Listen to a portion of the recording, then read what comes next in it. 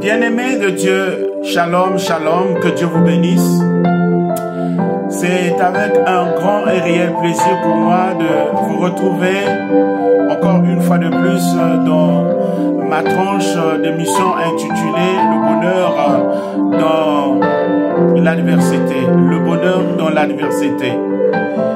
Et la semaine dernière, lorsque nous parlons encore de ce même thème, nous avons vu ensemble qu'avec l'aide de Dieu, certaines circonstances difficiles ou certains événements difficiles de la vie peuvent contribuer au bonheur, même si d'autres s'en servent pour nous faire du mal. Et aujourd'hui, j'aimerais partager une nouvelle thématique avec vous, allant toujours dans le même sens de l'adversité, mais cette fois-ci, je voudrais vous parler des voiles mystiques. Et qu'est-ce que j'entends par les voiles mystiques? Les voiles mystiques, en fait, ce sont des barrières, sinon que des obstacles spirituels utilisés par l'ennemi pour empêcher quelqu'un d'accéder à une destinée de gloire. Et c'est la raison pour laquelle beaucoup de personnes aujourd'hui n'arrivent pas à accéder à une destinée de gloire parce que tout simplement leur destinée a été verrouillée par ces différentes barrières mystiques, si vous voulez. Et aujourd'hui, je voudrais vous donner une clé importante qui va vous permettre d'entrer dans votre destinée de gloire malgré les épreuves, malgré les difficultés, malgré les obstacles que l'ennemi peut utiliser comme obstacles pour vous empêcher. Et c'est possible d'y parvenir à condition que vous devenez un navire divin. Devenez tout simplement un navire divin. Vous savez, parlons de navire. Le navire, c'est un bateau qui navigue sur la mer. Et lorsque je vous dis de devenir un navire divin, et tout simplement, c'est pour vous rendre capable, n'est-ce pas, de naviguer sur n'importe quelle situation difficile que l'ennemi placerait devant vous pour vous empêcher d'accéder à votre destinée de gloire. Et donc, parlons même des navires divins ou encore des navires surnaturels. L'exemple de Jésus et de l'apôtre d'ailleurs dans la Bible sont un exemple tangible et palpable qui vient nous apporter de la lumière, sinon que de l'éclairage sur ce sujet. Nous avons vu que Jésus et l'apôtre Pierre n'ont pas eu, n'est-ce pas, besoin d'un bateau pour naviguer sur l'eau. La Bible déclare qu'ils ont marché eux-mêmes sur l'eau. Ils ont marché sur l'eau. Et d'ailleurs, l'apôtre Pierre, lui qui avait écouté la voix de Jésus, par la foi, il est sorti de la barque où il était. Il a commencé à marcher sur la face de l'eau. En ce moment, on peut dire que l'apôtre Pierre était devenu un navire divin, rendu capable par la parole et la parole qui était sortie de la bouche de Jésus. Et par conséquent, cette parole a suscité la foi dans son cœur. Et ce dernier était capable, n'est-ce pas, de pouvoir marcher ensemble avec Jésus sur l'eau.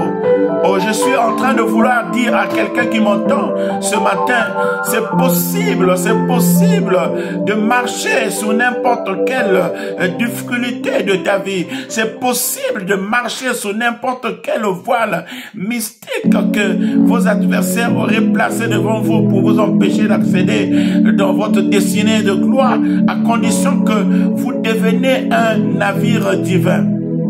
Bien-aimés, vous savez que lorsque vous devenez un navire divin, vous n'aurez vous n'aurez plus peur des voiles mystiques, car en fait, les voiles mystiques vont d'ailleurs contribuer à assurer votre propulsion d'aller vers l'avant sous le chemin menant vers votre destinée, à condition que vous comptez sur la force et la puissance du Saint-Esprit. Vous savez, ordinairement parlant, un navire ne peut qu'aller de l'avant grâce au voile qui est orienté dans le sens contraire du vent.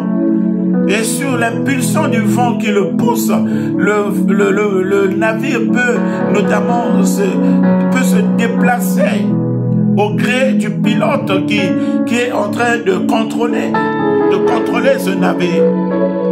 C'est pourquoi, bien aimés, vous allez constater que dans la chambre, ils étaient tous au nombre de 120, alors qu'ils avaient reçu des instructions du Seigneur. Ils avaient reçu déjà la parole de Dieu. Mais le Seigneur leur avait dit une chose, de ne pas bouger encore de Jérusalem. C'est la raison pour laquelle depuis 9 à 10 jours, ils étaient après l'ascension de Jésus-Christ. Ils étaient là tous dans la chambre haute en train de prier, de chercher la face de l'Éternel. Et la Bible déclare que tout à coup, il y eut un bruit et semblable à celui d'un vent impétueux, et qui n'était autre que l'effusion du Saint-Esprit, cette force surnaturelle dont ils avaient besoin pour que le navire divin qu'ils constituaient, eux tous dans la chambre haute, commence à se déplacer sous l'impulsion de la puissance du Saint-Esprit qui était descendue le jour de la Pentecôte. Malgré les épreuves, malgré les blocages, ils ont navigué sous l'impulsion de la puissance du Saint-Esprit. Et l'apôtre Paul, avant même sa conversion, était l'un des piliers qui voulait arrêter ce grand navire qui venait déjà de commencer sa navigation. Mais bien au contraire, la Bible dit, sur la voie de Damas, alors qu'il partait pour accomplir l'une de ses missions, l'une de ses tâches, concernant la persécution de l'église naissante, le jour déjà de la Pentecôte. Mais l'apôtre Paul, grâce à l'intervention du propriétaire lui-même de ce grand navire qu'il avait déjà lancé, dans l'œuvre pour aller conquérir le monde. Bien-aimé dans le Seigneur, écoutez-moi, l'apôtre Paul n'avait pas d'autre option sinon que lui-même se convertir et donner sa vie à Jésus. Et finalement, il est devenu l'un de ses membres qui faisait partie de ce grand navire qui était piloté par l'apôtre Pierre.